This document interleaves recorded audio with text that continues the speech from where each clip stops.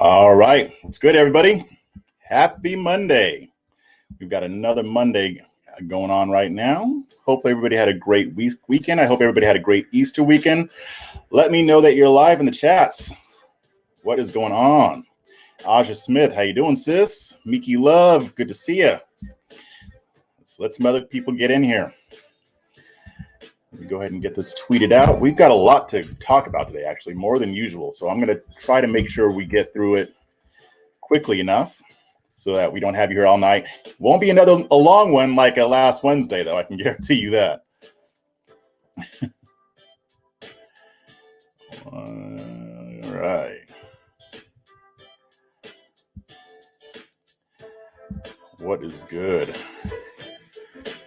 Happy Monday, Scott Messick. How you doing? Aaron, what is crack-a-lackin'? National championship night? What sport? I mean, you guys know I don't watch the sports ball. It's all right. You can still tell me about it. All right. Good. Fantastic. Great to hear. Happy Monday to you, Mickey Love. Unique Laura, good to see you. You're working on a new background for me. All right. Can't wait to see it, Aaron. I'm sure it's going to be wonderful, just like the last one. And yes, that was sarcasm. Mrs. Chris, you say college ball, but I guess you're talking basketball because I think that's what's in the season now, right? I mean, like I said, y'all know I don't follow this stuff. Oh, Gonzaga versus Baylor. Cool.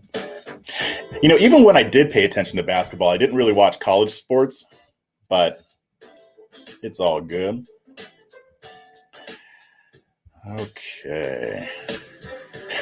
Yes, that's definitely a white supremacist background. Yeah, white is very supreme on my background right now. I'm going to have to switch that up.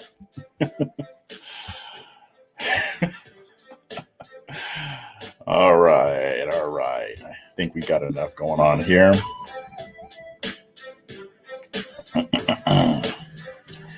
So like I said, we got a lot to talk about today.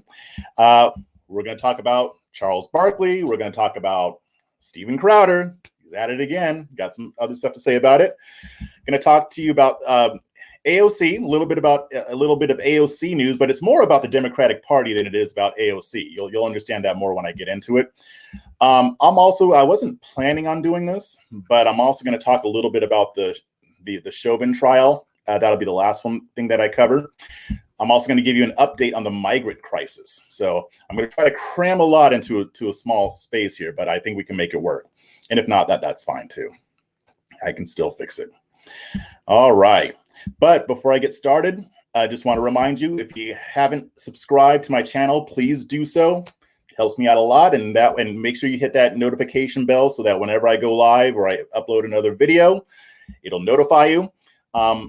Also, be sure to share this video, please. If you just want to hit that share button and the like button, it just takes 2 seconds. Click, like, click, share, bam. Really appreciate it. I always want to get as many people watching these as possible. And please sign up for my locals.com community. That's my branded platform where you can get a subscription to get premium content that I will be doing some this week. Not going to tell you what it is, but I will have some premium content up to this week. Got stuff planned out. It's going to be awesome. And you can support my work and support what I do. If you like the content that I bring, it's only $4.99 per month. Less than what you would spend at Starbucks or whatever. Also, if you haven't checked it out yet, and before I even go into that, if you want to also do a one-time donation, the links are up there. The links are also in the show notes. I appreciate any and everything. And also, if you didn't catch my live stream from last Wednesday, and you're interested in some of the things I'm talking about regarding the Republican Party and the black vote, you want to check that out.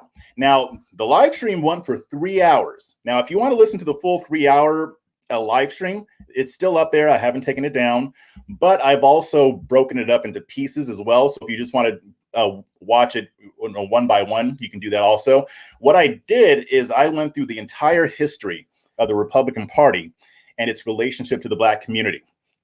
And through the history, I'm explaining how and why the Republican Party lost the Black vote and why Black Americans vote overwhelmingly at 90% for Democratic candidates, not just at the presidential level, but also in Congress, state, and local. And the reason I made that series is because it's important that we know these things. If we're going to fix the issues, then we have to know why we're in this place that we're at right now, why we're not attracting more minorities. We have to know how we got here so that we can fix the problems.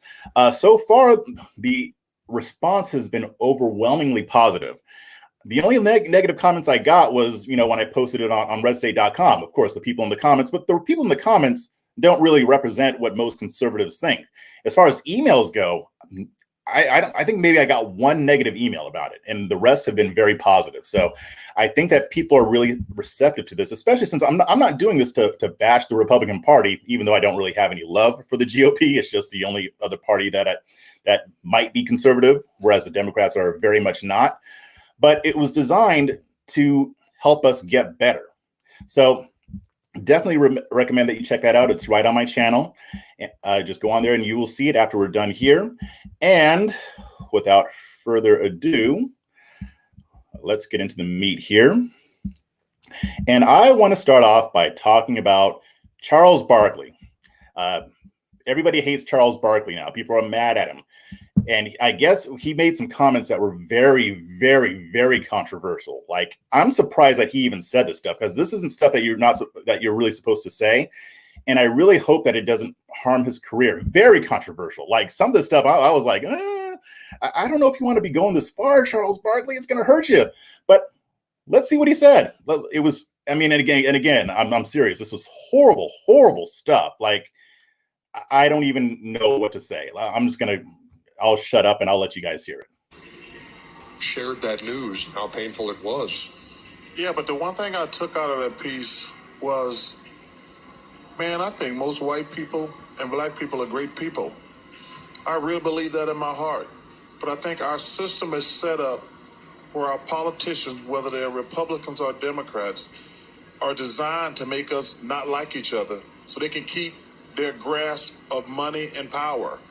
They divide and conquer. I truly believe in my heart most white people and black people are awesome people, but we're so stupid following our politicians, whether they're Republicans or Democrats. And their only job is, hey, let's make these people not like each other. We don't live in their neighborhoods. We all got money. Let's make the whites and blacks not like each other. Let's make rich people and poor people not like each other. Let's scramble the middle class. I truly believe that in my heart. Yeah, pretty horrible, right? I mean, he may as well have been calling for genocide as far as we're concerned, right? I mean, the idea that most people, black, white, or otherwise, are decent people, that is anathema in today's society. That should be verboten. I'm a big proponent of free speech. I am. You guys know that. I mean, I'm pretty much a free speech absolutist, but that kind of hurtful rhetoric should not be allowed anywhere on the interwebs or even in public. Okay, I don't really feel that way, but there were people who kind of overreacted to that, and I want to talk about it. So here's the thing. You heard what Charles Barkley said, right? I mean, all he said is that most people are decent folks, and the thing is, the people who are big mad at this, the only type of person who would get angry at these types of comments, and a lot of blue check marks on Twitter were, and non-blue check marks, the only people who would actually hate these comments are the hyper partisan types. And they love that team sports mentality, no pun intended, when it comes to politics. So a lot of people accused him of both sidesing. And that's a term that a lot of people use when they don't like acknowledging that the party that they support people who belong to that party can do things that are wrong. And I always get suspicious when somebody comes at me and say, oh, don't both sides this, because that is a sign that they're hyper partisans. It's not a guarantee. I'm not saying that anybody who uses that term is a hyper partisan, but usually when somebody is hyper partisan, they use that term because they only want me to criticize the side they don't like. A lot of people won't admit to having this mentality. And they'll say, oh, no, I'll call out my party when they do things wrong. Yeah, but if you only try to correct me when I'm hitting your side, then you are hyper partisan. You've got that team sports mentality. You are in an echo chamber and your mind can't get out of it. And here's where I'll go into the problem here. The only people who were angry at Barkley for saying what he said were hard leftists. I don't even believe that most people on the left took issue with it, because what he said is stuff that anybody can really accept. There was nothing non-truthful about what he said. But the people on the hard left, they didn't like these comments. And there are several reasons why this is the case. But one of the reasons is because hard leftists, like I say all the time, they love racism. They love bigotry. They love racism like a cowboy loves his gun. They love racism like a samurai loves his katana blade, because to them, bigotry is nothing more than a weapon to be used against those they don't like. That's all it is. It's not a societal ill to be fought against. It's something to be used against people who disagree with your views. And yes, this is mostly on the left. Now, some things you can't really both sides. Now, I do think that both sides contribute to racial tension, but they don't do it the same way. There are certain things that are done more on the left, and there are certain things that are done more on the right. But on the hard left, this is where you see this, because they don't like the idea that most people aren't racism, because that is one of their primary weapons that they want to use against people just for disagreeing with them. Now, sometimes, a lot of times, Republicans and conservatives give them ammo, which I'll be getting to later in this presentation, or in this video. But the fact remains, I mean, I've been in this world, I've been paying attention to politics for over 15 years, and I've been a conservative for 15 years. And I've seen them do this. I mean, I've seen them do this for a long time. Like I said, they don't care about racism. They don't care about homophobia. They don't care about sexism. They care about using it as a weapon. And what Barkley was saying, again, was correct. He pointed out that government officials, politicians on both sides seek to divide us. It's not just the big bad Republicans, it's both sides.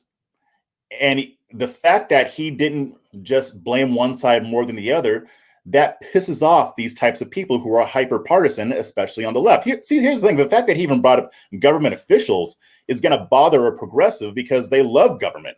Now, they don't like Republicans in government, but as a whole, they love the government. So the last thing that they would want is for government officials, especially on their side, to be blamed for contributing to the type of evil, and I do call it evil, as the stuff that we're seeing in American society today, that is contributing to the division. Now, here's the thing. Here's where I take issue with what Barkley said. He was absolutely right, but he missed something. And you know what he missed, right? He missed the media, because the media does this even more than our politicians. And again, I'm talking about media on both sides. I mean, I'm not a centrist. I am a conservative, or a conservatarian. I am on the right, but that does not mean that I'm going to be okay with everything that people on my side do.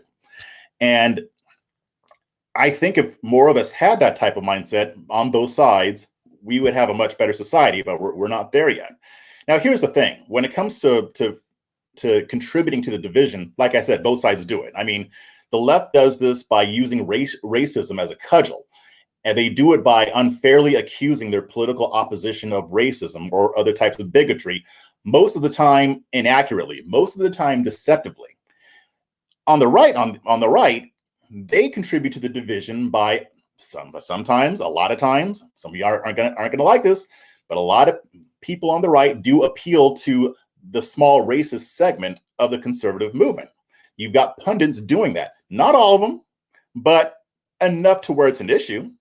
They also contribute to the racial divide by promoting negative stereotypes about minorities, both black and brown. I talk a lot about how they portray black people, but they do it to Latinos too. I mean, Trump has contributed to that with the whole illegal immigration thing.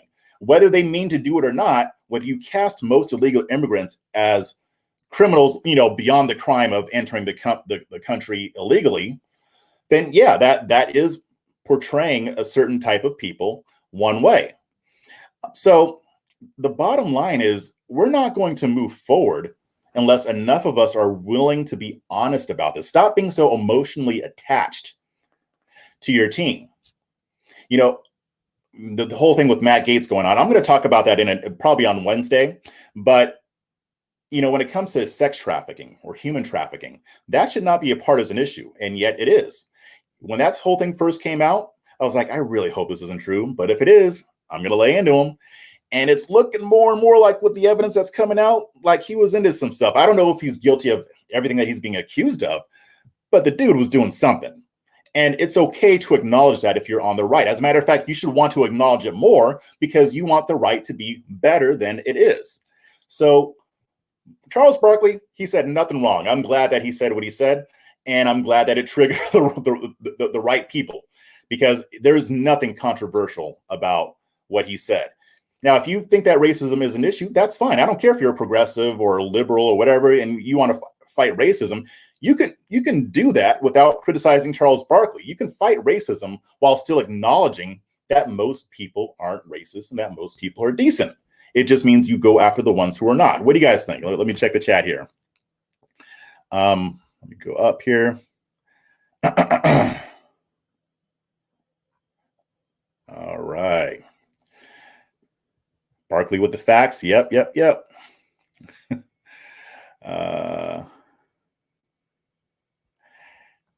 How does one overreact to that? Here, I'll tell you. The people who aren't blue check marks, like the regular people, I think, again, when you're on the hard left, I think they've just been conditioned to think that everything is racist. And the notion that most people are good is anathema to them. For the blue check marks, for the pundits, for the politicians, they hate what Barkley said because, again, racism is one of their favorite weapons. So if somebody famous, a black man, is out there saying that most people aren't racist, that kind of conflicts with their agenda. That's why they're mad at it. Tribalism. To a certain extent, we're all tribal. We can't get rid of tribalism, just like we can't get rid of racism completely, but we can diminish it as much as possible. And that's what we should all be working towards, regardless of your political affiliation. Let me see.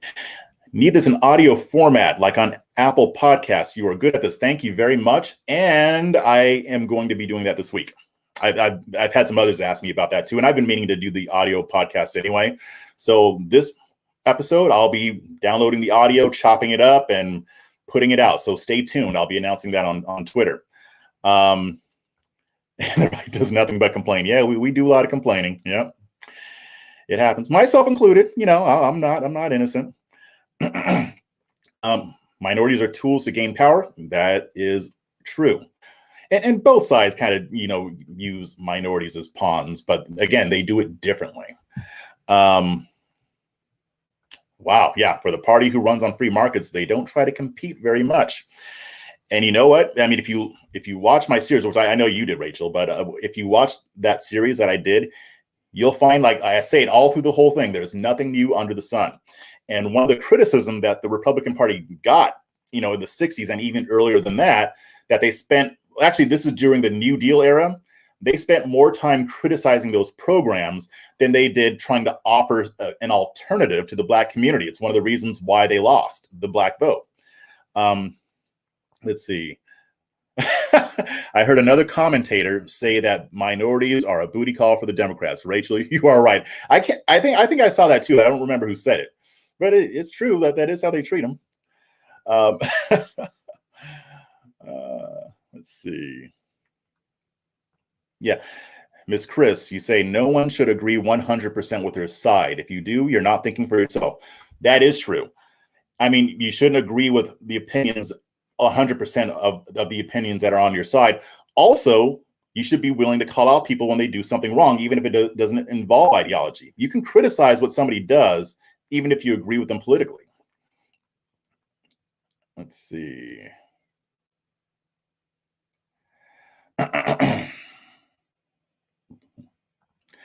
The so-called journos have a huge impact on everything is racist narrative. They need to be regulated somehow. Yeah, I'm not sure how you regulate that though. I mean, and obviously, I don't call them journalists. I call them media activists because that's what they are.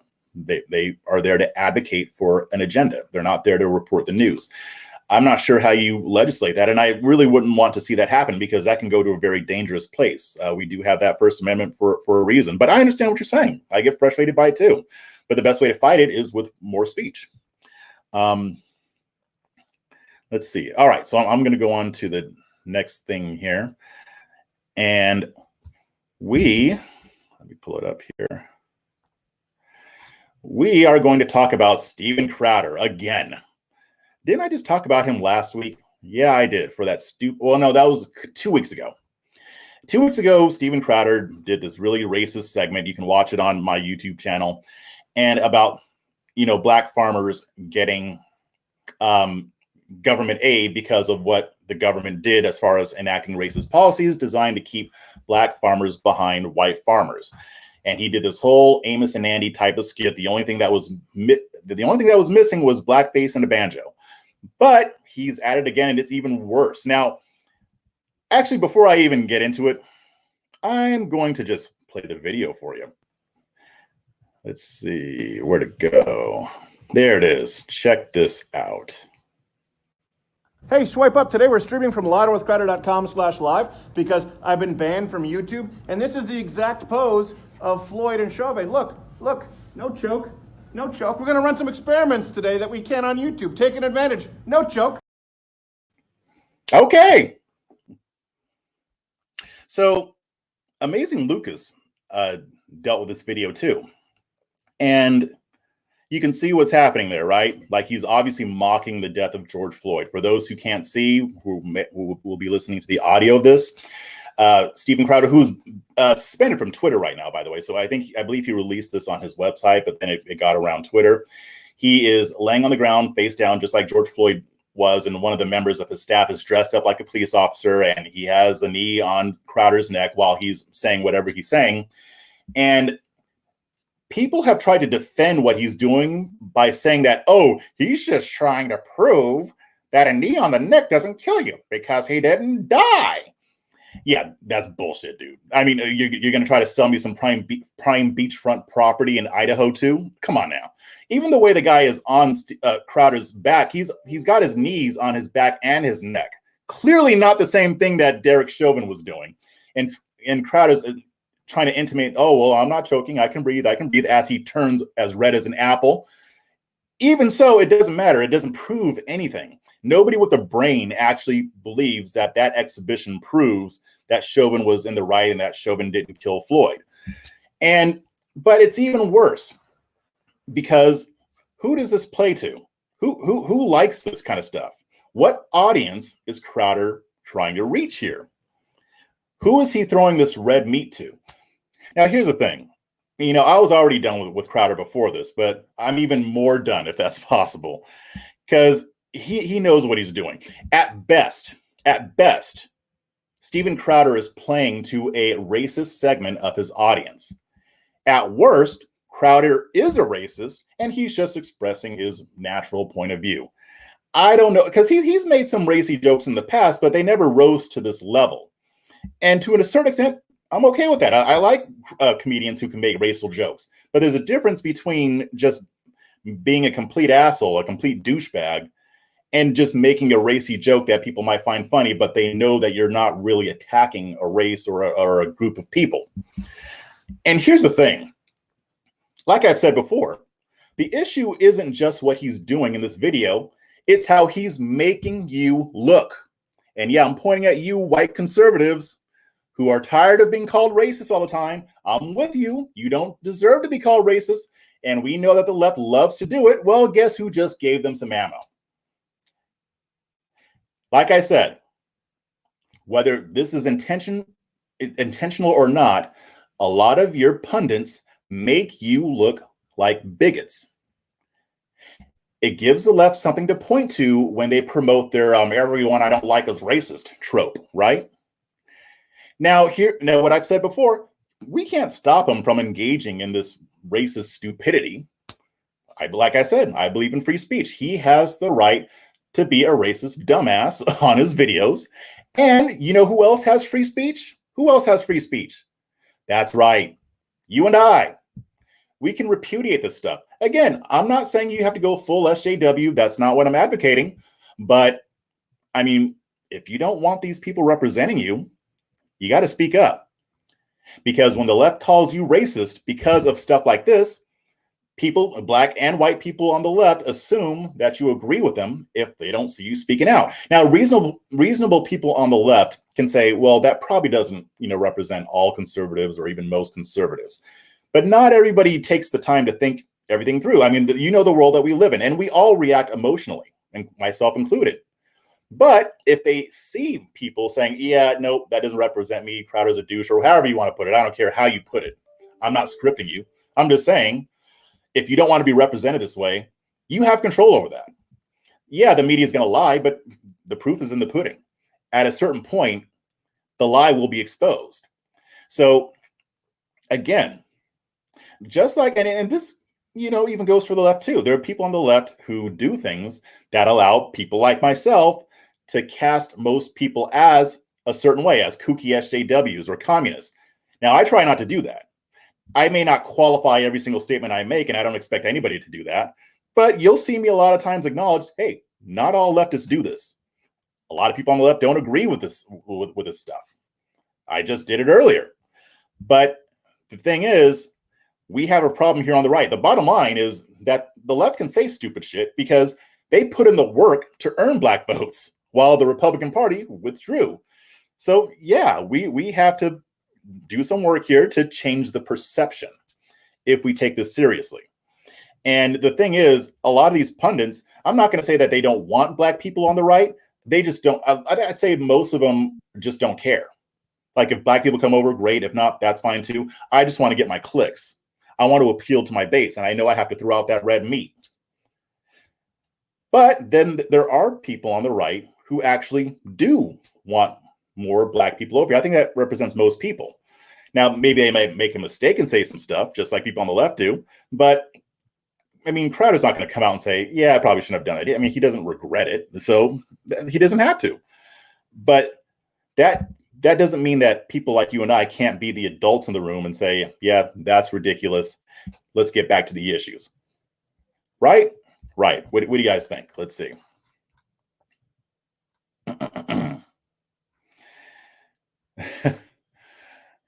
Yeah, you guys are very active on this one. Okay. Crowder is wanting outrage clicks. Yeah, he does. Yeah, and that's another good point too. I mean, he gets red meat from his audience, or he throws them red meat, gets clicks from that, and then he also gets clicks from people on the left being outraged by it. Well, there's a way to combat that, and it's by using our voices. There's no defense for that crap. No, there's not, but that doesn't mean that people aren't trying to defend it. I mean, just like they tried to defend his black farmer thing. The thing is, the right is really, they really have this weird relationship with racism. I mean, they'll talk about racism against white people all day long. But the reason why they're not taken seriously is because when somebody on their side actually is racist against black people or Latinos, they're like, well, I mean, it may not be racist. Maybe he was just trying to demonstrate that move, that knee on the neck, doesn't kill people. You know that's not true.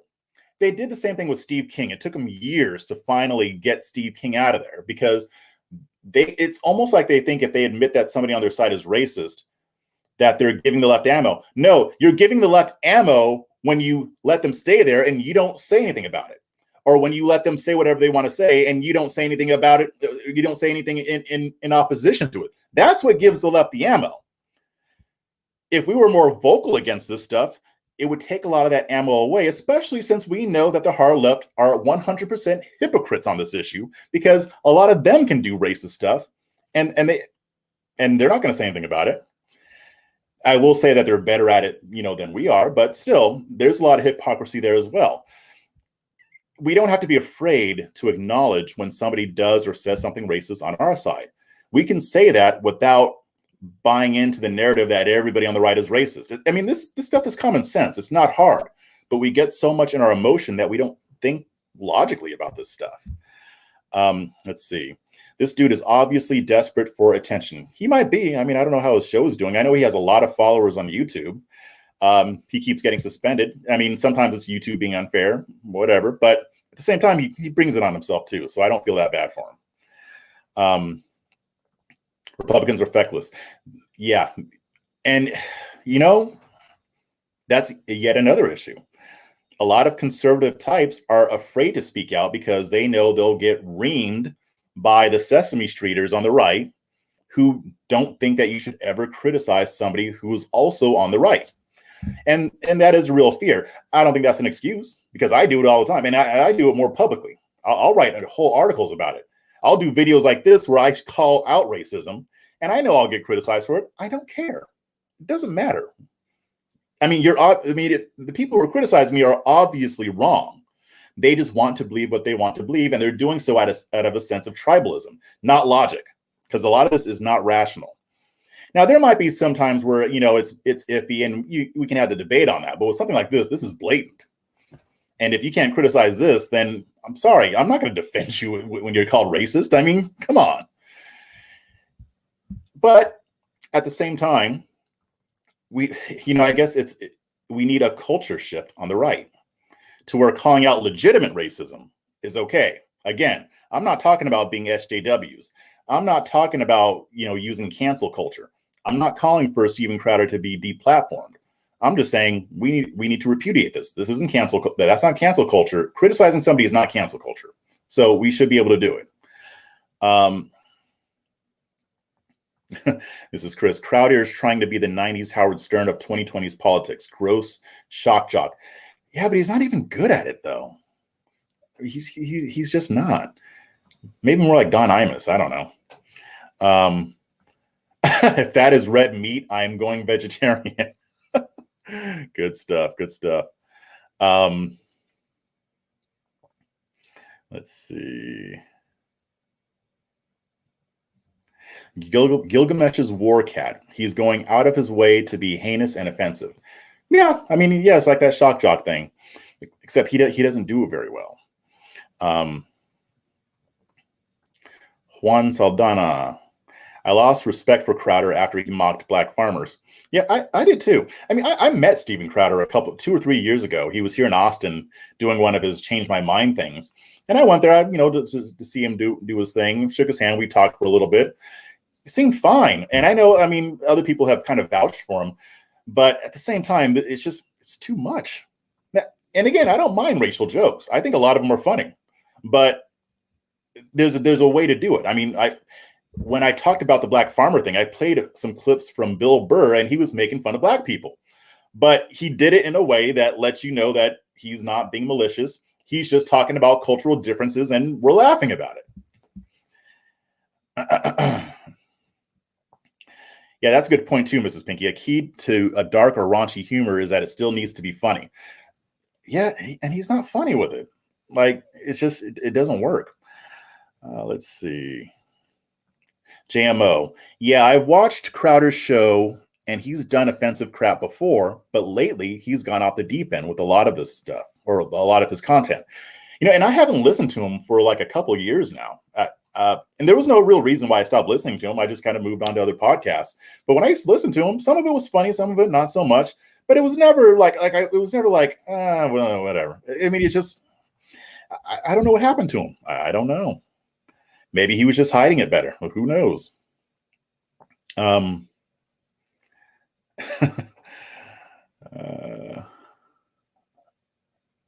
Let's see. Ooh, this is an interesting opinion. Charles Jr. I'm a junior too, by the way. Charles Jr. says, a lot of conservative influencers are just wannabe Democrats that never got what they wanted from the left. I don't trust most conservative influencers that were former Democrats.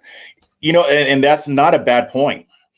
I mean, especially the ones who just converted, because you don't know if they just did it to gain clout or whatever. I mean, I used to vote Democrat about 15 years ago, but I don't know. To me, the ones who just switched like 5 minutes ago, I need to kind of see them in action first before I, come out like, oh yeah, I like this dude or this person's solid or whatever, because there are a lot of grifters out there on the right who grift off of the fact that they were former Democrats.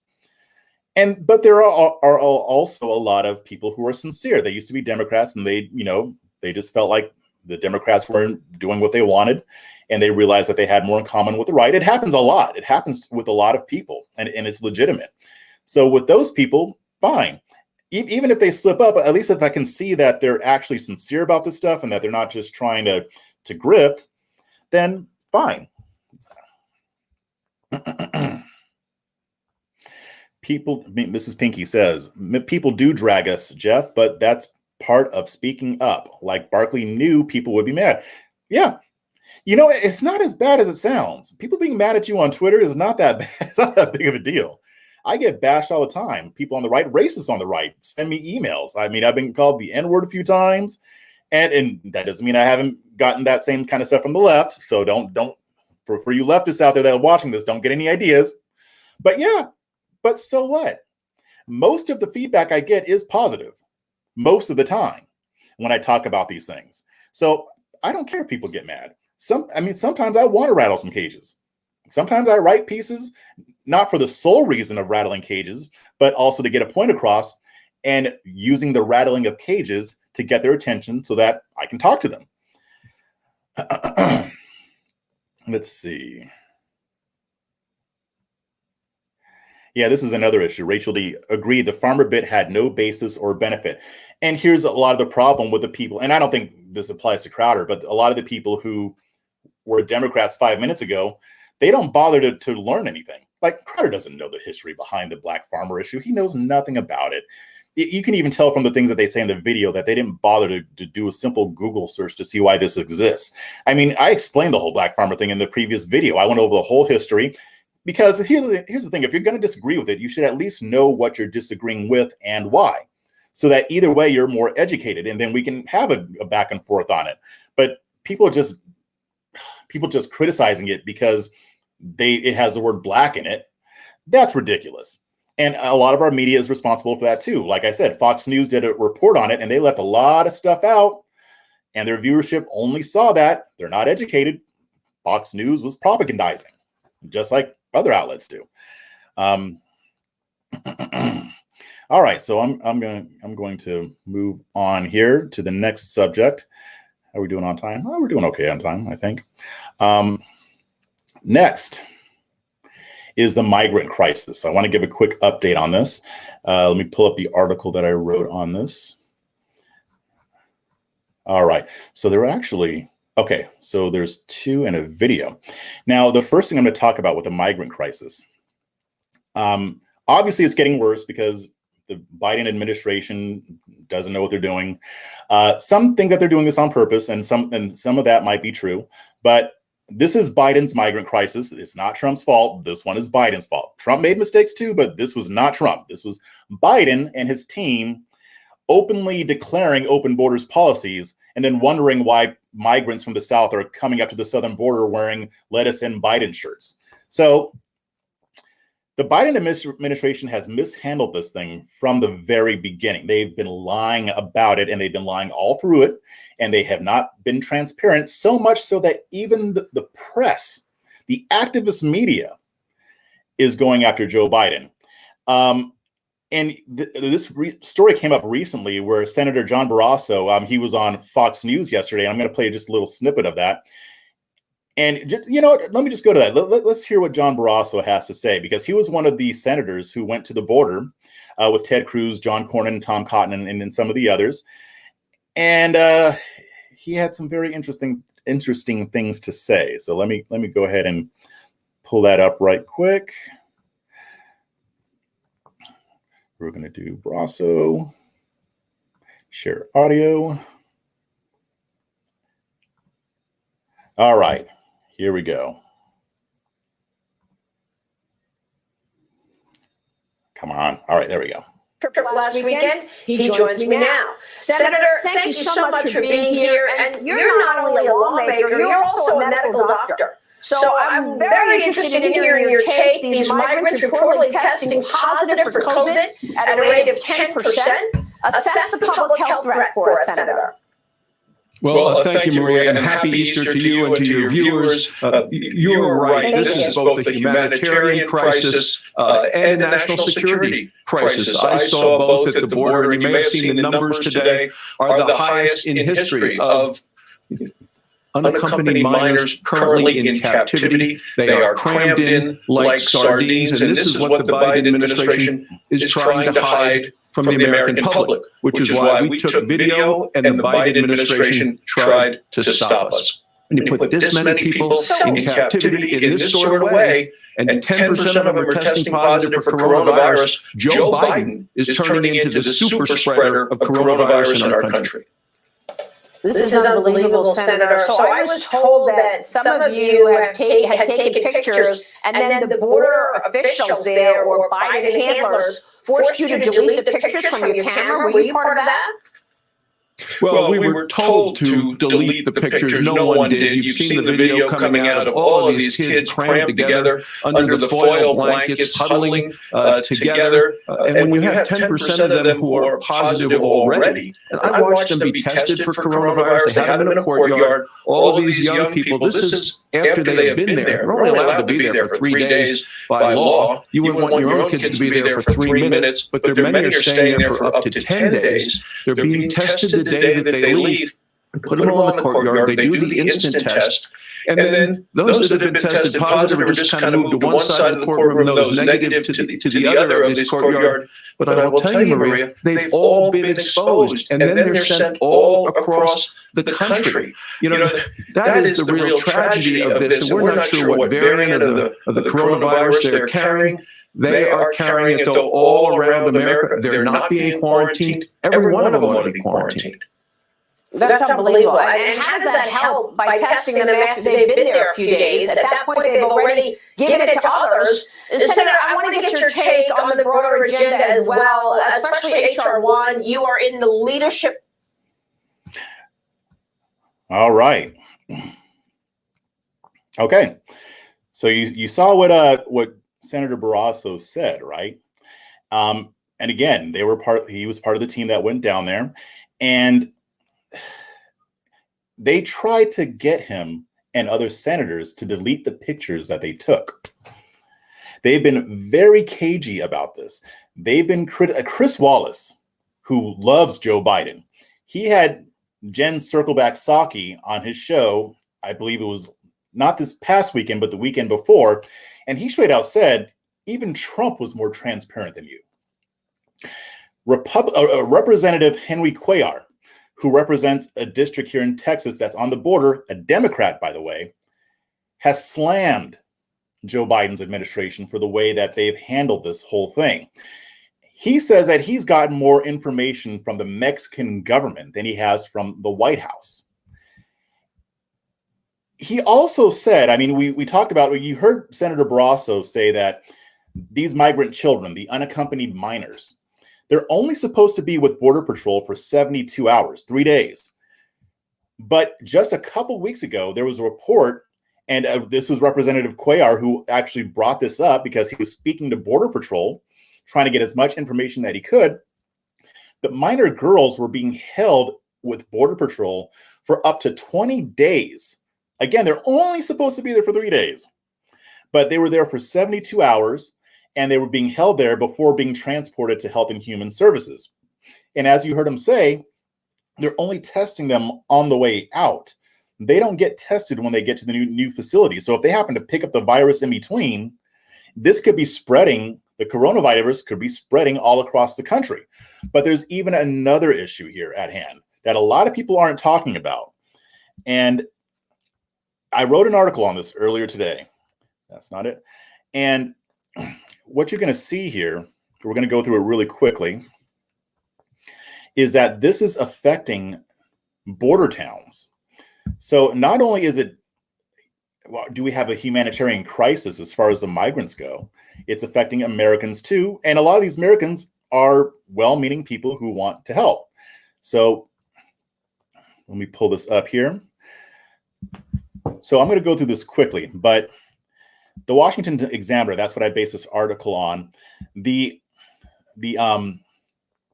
reporter for a Washington Examiner went to Arizona, went to a couple border towns. One was Gila Bend, the other was Yuma. And he spoke with locals there who are being taxed, not taxed by the government, but as far as their resources go, they're on edge because they don't have enough resources to handle the amount of people who are being dropped into their town. What's happening is that Border Patrol are dropping families who arrive at the border seeking asylum, and they're just dropping them in these towns. Some of them aren't even being given court dates, but some are. But I mean, they just kind of drop them off and leave them and be like, okay, well, show up when you show up. And one of the local business owners there named Tim Micklin, so he owns a store, and he was criticizing the Biden administration because it was being dishonest about the issue at the border. So he says, quote, "Biden failed to call this a crisis, but this is a crisis. I'm telling you, it's a crisis." And he said that he believes the decisions made in Washington, D.C. are placing a huge burden in siphoning resources in towns that have none to spare. This guy also said, where do they go? We don't have the resources to take care of them. And so in the report, the Washington Examiner's report, I'm going to read, quote, "Border agents have been using their own discretion to release migrants. Some have even been released without receiving a court date. The use of such discretion by Border Patrol is unprecedented, and some say is a sign of just how overwhelmed parts of the border have become. In the past, migrants released have largely been dropped off at shelters or bus stations, but now they're being taken to places that don't have the resources to help, such as Gila Bend and Yuma."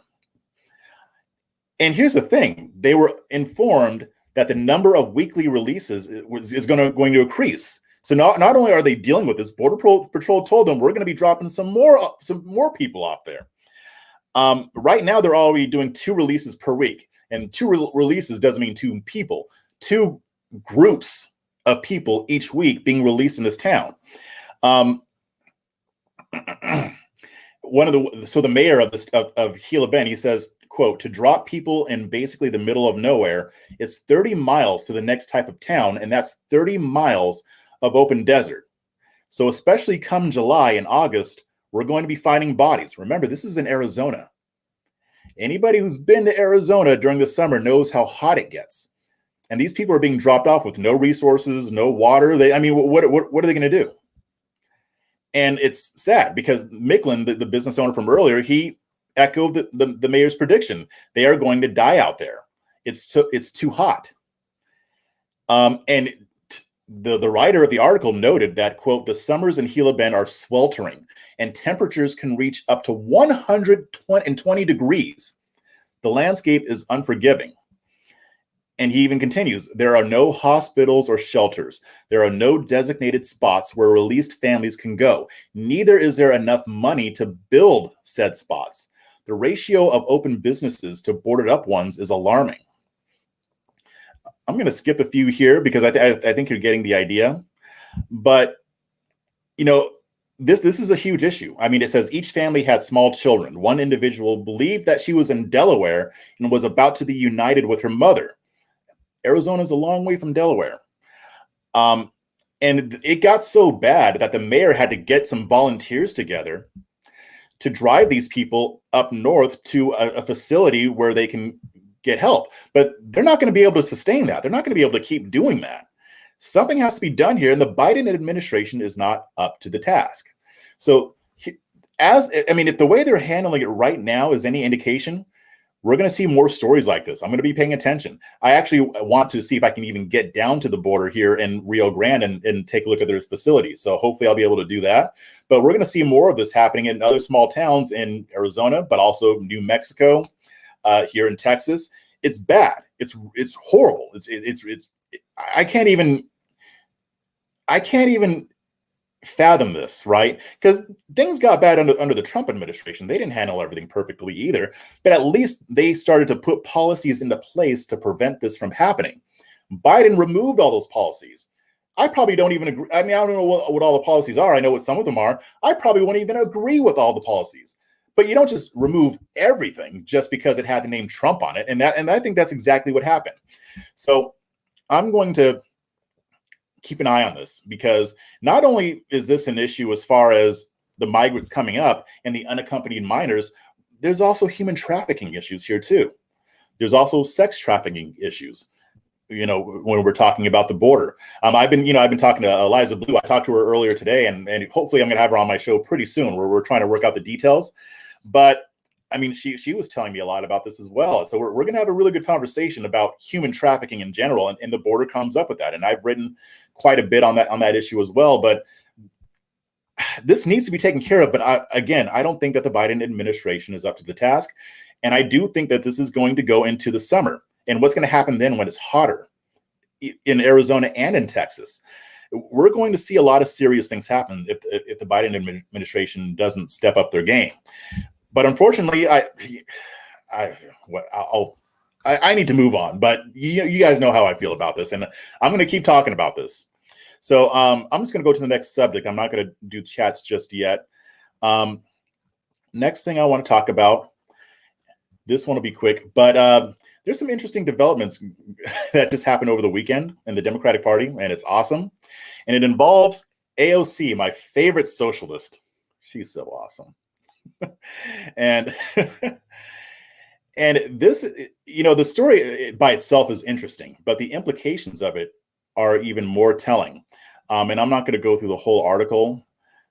I'm going to put the link in the show notes. But what's happening here is, so you see the headline: vulnerable Dems fret after getting a shock, AOC's campaign cash. So just to sum this up, what had happened was AOC's campaign, because she's raised tons of money, like over $20 million, I believe. And they gave some campaign donations to certain candidates, Democrats, who are up for re-election, which is interesting because it seemed like she spends a lot of time trying to get the moderates out. But in this case, it ended up being a mistake. But they started getting money from AOC. So the article reads here: as the midterm campaign's first fundraising deadline approached this week, several vulnerable House Democrats got an unwelcome surprise in their accounts. $5,000 from Alexandria Ocasio-Cortez. It says the New York Democrat sent the contributions to her colleagues to help keep the House majority ahead of a tough cycle, without directly contributing to the Democratic Congressional Campaign Committee, with which she has publicly clashed. I've written about that. But Ocasio-Cortez's largesse and an oversight in the campaign headquarters has instead raised awkward questions among her colleagues, as some swing district Democrats fret over whether to return her money before the GOP can turn it into an attack ad. It's too late. Too late. I'm already seeing people do it. I haven't really talked about it yet, but others are. Let me skip down here. Even if imperiled House Democrats refund her contribution now, Ocasio-Cortez's name is almost certain to show up on their Federal Election Commission reports when they're due this month, creating a liability for members of her party who have to win re-election in districts where her political brand is poisoned thanks to years of unrelenting Republican attacks. Yeah, it has nothing to do with the fact that she's a far-left Marxist. It's because of Republicans, because we pounce all the time. Oh, I love these people. I love it. And here's the thing. If they refund the money, then it's kind of dishonest to attack them about it. That doesn't mean that people aren't going to do it. I won't. I'll still acknowledge, hey, they refunded the money. Obviously, they're probably not down with socialism. But I mean, it raises a good point, because there are going to be right-wing outlets and commentators who are at least going to bring it up. Even if they do mention that they refunded it, it's still funny and it's still worth talking about. But here's the thing. Let me see if there was another part I wanted to read here. Now here's an issue, and then I'm going to move on. But quote, the GOP has spent 4 years saying the frontliners are all socialists. Now they've got the receipts to prove it. Anyone telling themselves this won't be in campaign ads is in denial. That was from a Democratic consultant. And here's the thing: a lot of them have already given the money back, and some have already vowed to do so, but they haven't actually given it back yet. Some may even keep it. But here's what's interesting about this story. Let me get this off here. These Democratic lawmakers who are up for re-election, they're nervous because they received the campaign contributions. And the fact that AOC has become so toxic to these candidates is an indication that Democratic voters are not quite as far to the left as the socialist crowd would want us to think, right? I mean, after all, if they were more close to being socialists, AOC giving them money wouldn't be an issue, but it is. And if you remember, shortly after the 2020 election, the moderate wing of the Democratic Party was clashing with the far left Marxist crowd, talking about how slogans like defund the police was responsible for a lot of the losses that Democrats experienced in the House. And they were right, because people don't want to defund the police. They also don't want all the other socialist crap that AOC pushes. So to me, that's a positive sign. And here's why. Here's why. If the socialist wing of the Democratic Party does manage to gain more influence over the party, which they are, because, the same super PAC that created AOC and Ilhan Omar and Rashida Tlaib and the rest of the squad, they're still going after moderates to try to put in more socialist candidates. And they had some success over this past year. But if they do manage to get more influence, it provides an opportunity to the Republican Party to go after voters who may not agree with everything that the GOP wants to do, but they also don't want to see the country go closer to socialism. I think there are plenty of Democrat voters who aren't as far left as it might seem. I know a lot of us like to cast them as like, oh, everybody's a socialist over there, everybody's a communist. That's not really true. Even if they didn't vote for Trump, they may have just voted against Trump, but not necessarily for Biden. Also, Biden, regardless of what people say, he's not as far to the left as, say, a Bernie Sanders. And he's been getting in trouble for that, actually. So this would be an opportunity for even if the socialist wing doesn't gain a whole lot more influence, it still provides an opportunity, because a lot of people in the Democratic Party want to move it closer to the left. Now, at the same time, you know that the GOP will rarely miss an opportunity to miss an opportunity. So I don't know how that'll work out, but I thought it was interesting. It kind of shows how it's very interesting if you're paying attention to the political landscape. So got to keep an eye on that. It's very interesting. Now, I will say that we can't sleep on AOC. I know that report came out showing her to be one of the least effective lawmakers in the Democrats when it comes to passing legislation. And that doesn't surprise me, because she doesn't know much. And she's burned some bridges on the left too. She doesn't play nice with others. Part of me admires that about her, but it's also not very effective. But that does not mean that we should sleep on AOC. I always get people pushing back on this, but AOC is not stupid. She knows what she's doing. She's got weapons grade persuasion skills. She's up there with people like Trump.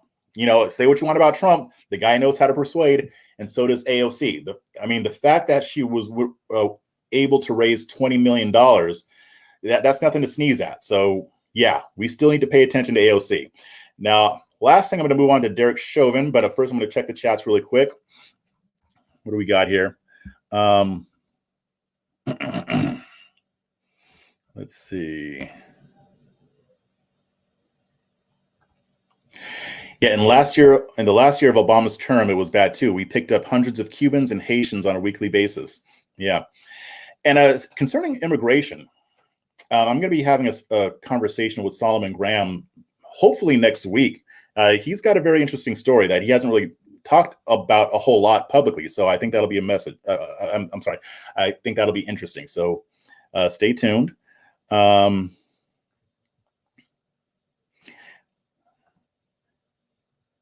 Yeah. Brandon Darby is really good when it comes to the border. I do read his stuff. Let's see. Gilgamesh's work had Biden fertilizing the soil for American extremism to grow. The anger will grow if it's not fixed. Yeah, there's truth to that. I think we have a lot of that going on in our political discourse right now.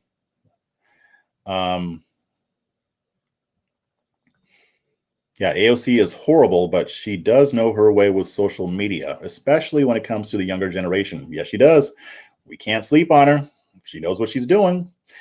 And I think that, a lot of what she's doing is kind of the next wave of politics. Social media is going to become a lot more important.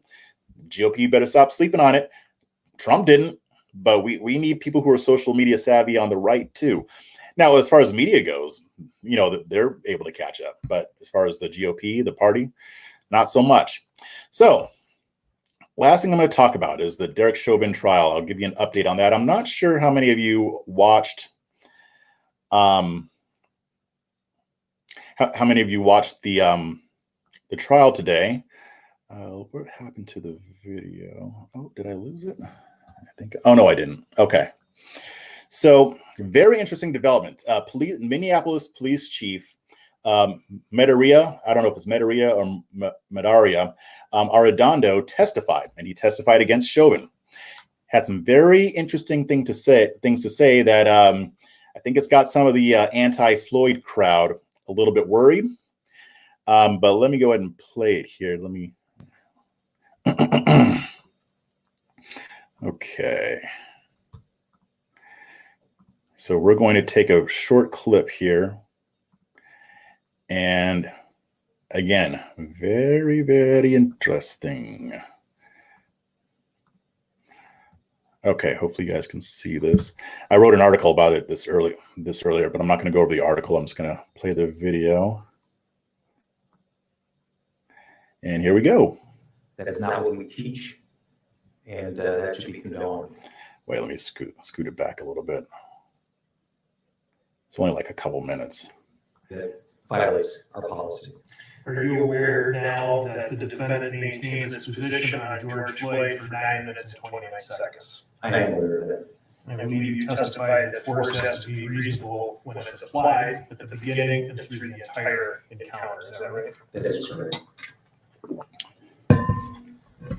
Is what you see in Exhibit 17, in your opinion, within Minneapolis Police Departmental Policy 5-300, authorizing the use of reasonable force? It is not. And why not? That is. It has to be objectively reasonable. We have to take into account the circumstances, information, the threat to the officer, the threat to others, and the severity of that. So that is not part of the policy. That is not what we teach, and that should be condoned.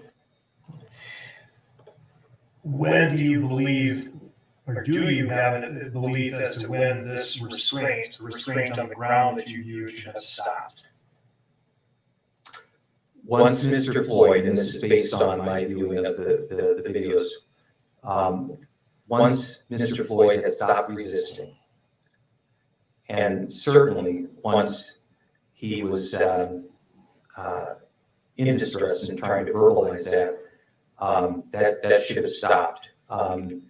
There's an initial reasonableness in trying to just get him under control in the first few seconds, but once there was no longer any resistance, and clearly when Mr. Floyd was no longer responsive and even motionless, to continue to apply that level of force to a person prone out, handcuffed behind their back,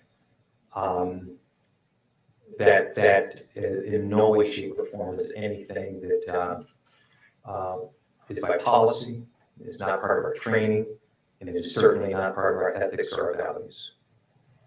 Sir, based on your review of the video and based on your own experience and training as an MPD officer, did you see signs during the encounter that Mr. Floyd was exhibiting in addition of being in medical distress? Yes. Yes. And you saw at one point, I think you just testified that Mr. Floyd was unresponsive. That is correct. Okay. So I think that's enough there. So that was a very interesting part of what was shared there, because the police chief says what a lot of people have said. You know, obviously George Floyd was not resisting when he was handcuffed and Floyd was leaning on his neck.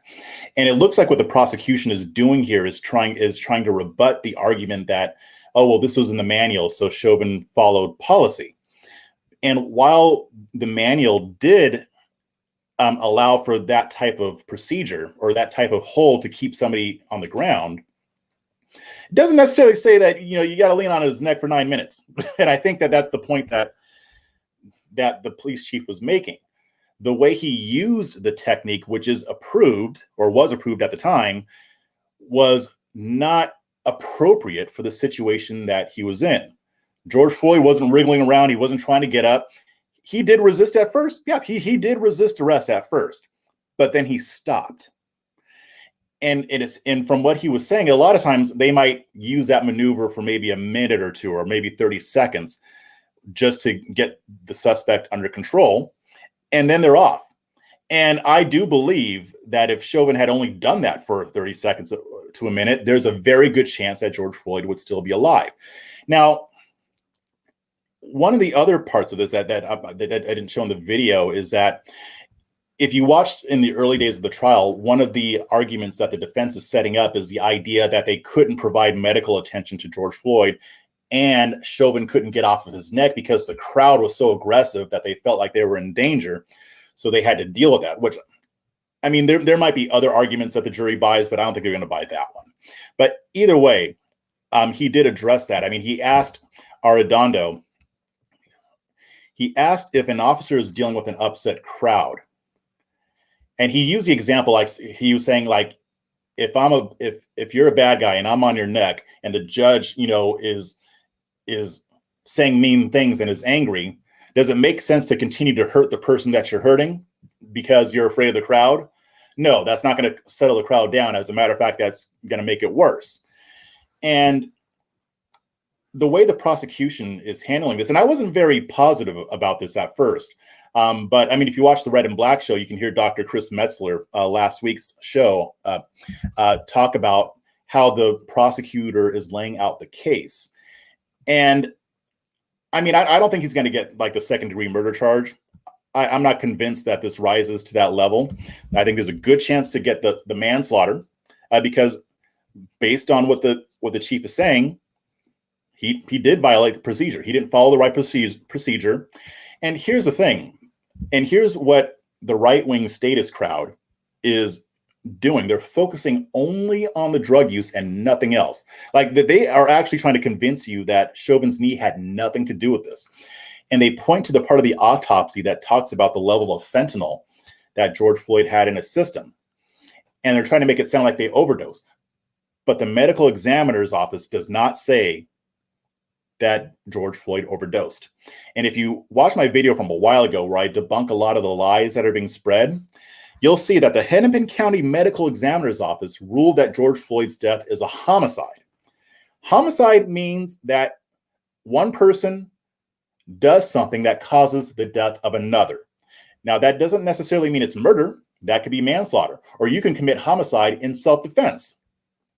So again, it's not always murder, but it is very clear that the medical examiner found that George Floyd was killed by another person, in this case, Derek Chauvin. Chauvin didn't necessarily have to kill him by asphyxiating them. There's, you know, people say, oh, well, he wasn't asphyxiated. Well, that's not the only way to kill somebody. His knee, and this is what the report basically says, is that the knee exacerbated Floyd's drug use and his underlying health issues. He had hypertension. He had some other issues too. And all that combined in that moment led to his death. Now, he did note that he had a possibly fatal level of fentanyl in his system. But in that same memo, and again, when the media lies to you, what I always say, they don't lie by commission, they lie by omission. So a lot of right-wing pundits are leaving a lot out. Now, some of them just may honestly not know about this stuff, but I mean, if that's your job, you should know. You should have been willing to look up the report, even if it says something you don't want to hear. The medical examiner, while he acknowledged that he had a lot of fentanyl in his system, said, I am not saying this killed him. Verbatim, those were his words. I am not saying that this is what killed him. And yet you still have pundits saying, oh, no, it wasn't overdose. The medical examiner said that. Well, they're lying intentionally and unintentionally. They're lying to you. Again, you can still argue that this isn't murder. There is a good argument for that. You can even argue that it's not manslaughter, that maybe it's negligence.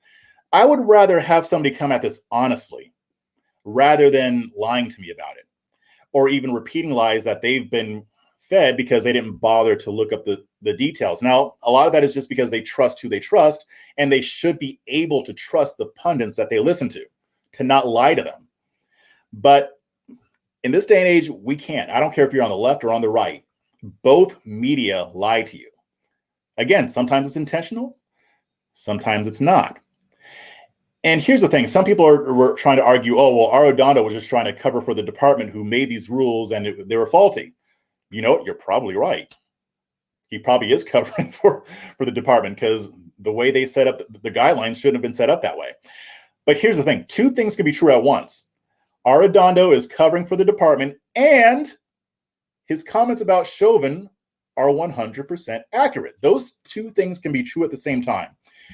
And this kind of leads me to where I want to leave off at. And I really don't understand this, but on the right, and before I even get into that, I am going to acknowledge that the majority of conservatives are condemning Chovin, and they do want him to serve some type of time.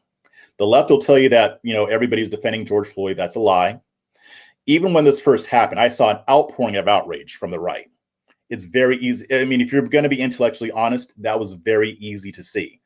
A lot of commentators, even after, you know, the drug use came out, yeah, there were a lot of people who pounced on that because they wanted to support the police. But still, most of them were still saying, I don't care about the drugs.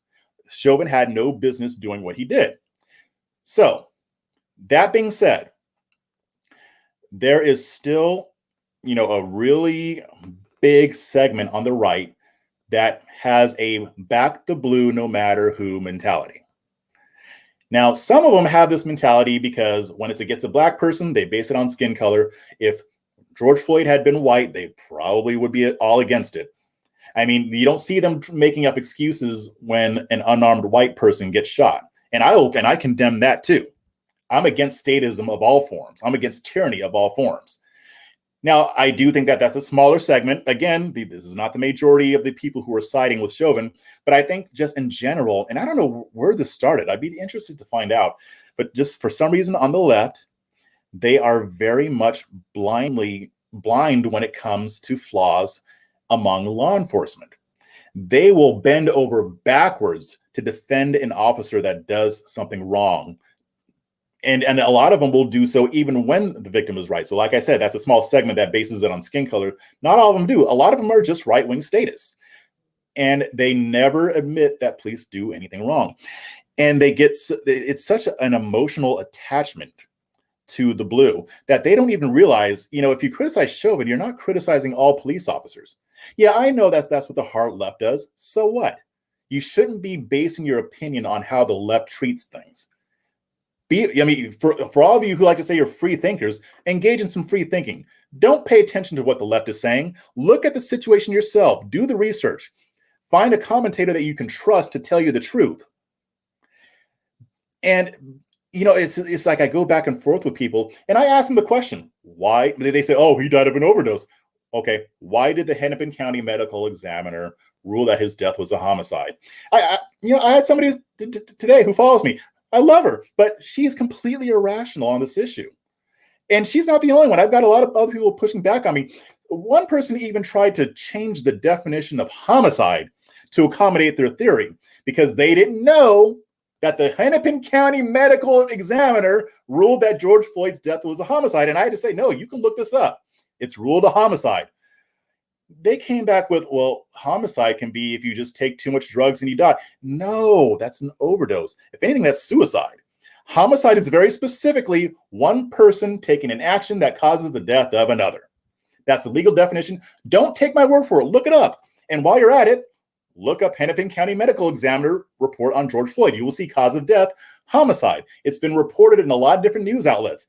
Not a lot of conservative ones because, again, media on both sides can be dishonest. Sometimes it's on purpose. Sometimes it's on accident. But when you have evidence like that, you can't just dismiss what it says just because you want to. The fact that people will engage in all kinds of mental gymnastics, I just don't get it. They'll say, oh, well, it may say it's homicide, but here's one that I get a lot. Well, they just did that for political purposes because they didn't want to be viewed as racist. So they lied and pretended like it was homicide when it was really an overdose, blah, blah, blah, blah. Okay, where's the evidence of that? Yeah, that's how they respond. There is no response. They basically just repeat the talking point again, or they make something else up. Yeah, there is no evidence that this was politically motivated. They could have ruled that his death was an overdose. I mean, the people who want to riot are going to riot regardless of how this goes. I actually think that's why they are overcharging Chovin, and that's a whole other story. I'll talk about that later.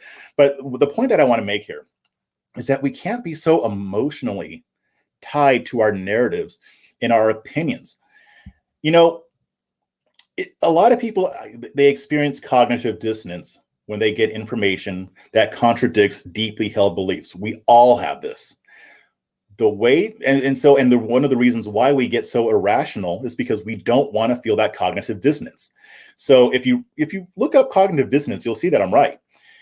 We will do things to ease the discomfort, because it can literally be a physical discomfort that comes from cognitive dissonance. And we will do things in our minds to decrease the amount of discomfort that comes from having a point of view that we had shattered. It's one of the things that I run into a lot when I'm talking about how the GOP deals with the Black community. The way to deal with that, the way that I found, because I go through cognitive dissonance too, but the way I deal with it is that I'm not married to my opinions. You want to present a good argument, you've got some evidence, I will change my mind like that, and I don't care. Now, it has to be a really good argument. And it's very hard to change my mind because I question myself all the time. And I think through a lot of the things that I believe. I am married to my principles, but I am not married to my opinions. If it came out that, like, let's say the Hennepin County Medical Examiner came out tomorrow and said, oh, no, I lied about that. And they was right. Okay, I changed my opinion. It was an overdose. But I mean, that's not really going to happen. But I'm not married to my opinions. But this one, I've dug into this enough to where I've looked at both sides. And my opinion is that Chovin should go to jail. And I'll freely say that. And again, reasonable people can disagree with me on that, but don't come at me trying to come up with some conspiracy theory just because you want the officer to be innocent. And I think that that's what we're dealing with here with a lot of the statist crowd. They got so mad when I posted that meme on Twitter about how, you know, if statists if statists from today went back 2,000 years and saw the crucifixion of Jesus, they'd be saying he had wine in his system. Yeah, okay, you can be mad at that all you want. I don't care. And yeah, I know you're lying when you say that, when you're pretending to believe that I'm mocking Christ. That was not a mockery of Christ. I am a Christian. That was a mockery of you. And that's what you're mad at. Come with some logic. You can admit that it was a homicide without agreeing with me as to whether Chovin was guilty or not. You can have reasonable arguments, but don't lie to me, and don't repeat lies that you've been told. And if you've been shown the truth, again, you can change your mind on that issue and we can still debate about it. But the fact that people are going through all of these mental gymnastics shows me that they have an emotional attachment to the notion that we should always back the blue. A lot of them may know police officers. They've got family members that are police officers. Well, you know what? I'm not talking about them. And a lot of you have seen me on Twitter. I will go and find stories of police officers doing good things, and I'll put them on Twitter. Because if I'm going to open my mouth to complain about the bad ones, then I feel like I'm morally obligated to also showcase the good ones, because there are far more of them than the bad ones. This is a tendency that we have to fight on the right. Again, you know, we're going back to Steven Crowder. When you've got pundits who always defend the police, especially when the victim is a Black person, guess what it makes you look like? And like I said, you don't have to go SJW. You don't have to say all cops are bastards. I think that's BS. But if a police officer does something wrong, you shouldn't be so emotionally opposed to the idea of calling that out. There is nothing conservative about blindly trusting government officials who have been endowed with the authority to violate our rights when they deem it necessary. There's nothing conservative about blindly trusting government officials who have been endowed with the authority to violate our rights when they deem it necessary. Should I say it again? No, I don't need to say it again. But we're supposed to be the party of limited government. We're supposed to be the party who is suspicious of the government. We love the Second Amendment because the government might become tyrannical. Yeah, but you don't mean that, because you can watch tyranny on a video and try to figure out every reason you can to blame the victim and to let the police officer off. So that's all I wanted to say about that. We really need to cut that tendency out. And we need to start thinking rationally about these things, because people on the other side, they may not be rational on other issues, but when it comes to police, they're more rational than we are. Maybe not on the hard left, who says that all cops are bastards, but people on the left in general, they have no problem with criticizing a government official like that. We need to push back more on that statist crowd on the right, because a lot of these people are statists in this area. And one of the things I've said, the best way to turn a conservative into a Marxist is to criticize the police. We've got authoritarians on both sides, and authoritarianism on the right, this is one of the main ways that it shows up. So I'll do a quick run through the chat, and then we're going to get out of here. I'm way late.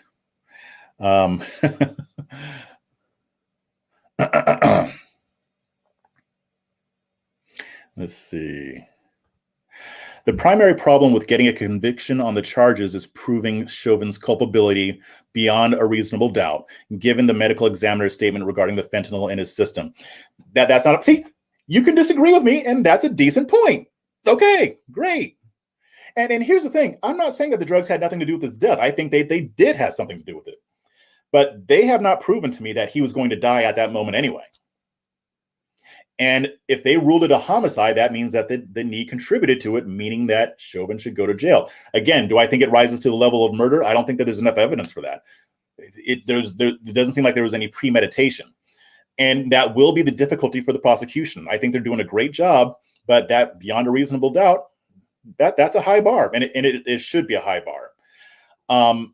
And from what I'm seeing now, I'm more optimistic that Chauvin will get convicted, at least of that manslaughter charge. About 60% sure in that direction. Not very confident, but I am confident to a certain degree. What else we got here? It's going to get ugly. Yes, even if he does get convicted of that lesser charge, I think it'll still get ugly, and I think that was by design. I think that's why they overcharged him. The left is going to exploit this as much as they can.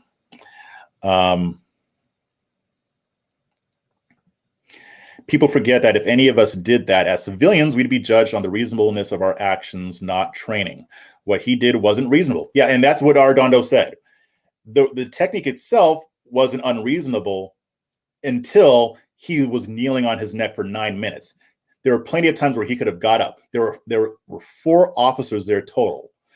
Floyd was in handcuffs. He had stopped resisting. There was no reason to do what he did. Let's see. Manslaughter is the best bet. I'm kind of thinking so too. I think if he does get convicted, that'll be it. I bought the "it was an overdose" narrative until Jeff covered the medical examiner part. Yeah, a lot of people are. And I will say that there are people, when I explain it to them because they didn't know that his death was ruled a homicide, they kind of changed their minds a little bit. I'd say with this particular one, most don't, because again, they're emotionally tied to the narrative. And like I said, you can agree that Chauvin's actions killed Floyd without thinking that it's murder. Let's see. Every citizen and cop disagreed with Chauvin's response. Yeah, they did. I mean, they had some other police officers on the stand. One was retired, and they all disagreed with it. Just do this really quickly. Oh, this is a Scott Adams. Okay. If your opinion of a group is based on the worst person in that group, then the worst person in your group is you. Whew. Mic drop. I'm going to steal that. I'm going to read that again. If your opinion of a group is based on the worst person in that group, then the worst person in your group is you. I love that. I wish I would have heard him say that.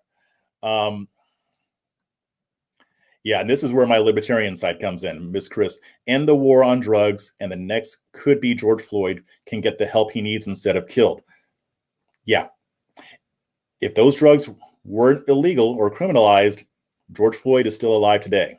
And maybe he could have gotten the help that he needed because he'd been struggling with this his whole life. And by the way, he didn't just become a druggie just because. He had a back injury and he had a lot of pain. That's why he got on the fentanyl. And it sucks because a lot of people die that way. You know what? A lot of white people die that way. And we have a lot of sympathy. When it comes to George Floyd, no. And I will be tweeting that once I'm done with this live stream because I need to point that out. You guys know I love pointing that stuff out. Let's see. Yeah, I think we're good. So I'm going to sign off. And before I go, again, please sign up for my locals.com community. I am going to be doing a lot of premium content this week. And it's only $4.99 per month, but it's a freshperspective.locals.com. That'll be in the show notes. Again, a freshperspective.locals.com, only $4.99 per month. And you'll have access to premium content. You'll be able to comment on posts, all that great stuff. It'll be awesome. And also, if you want to do a one-time donation, that is up here and also in the show notes. And please, again, share this video. And if you haven't subscribed yet, please hit that subscribe button, hit the notification bell, and that would be awesome. But until next time, keep your minds free.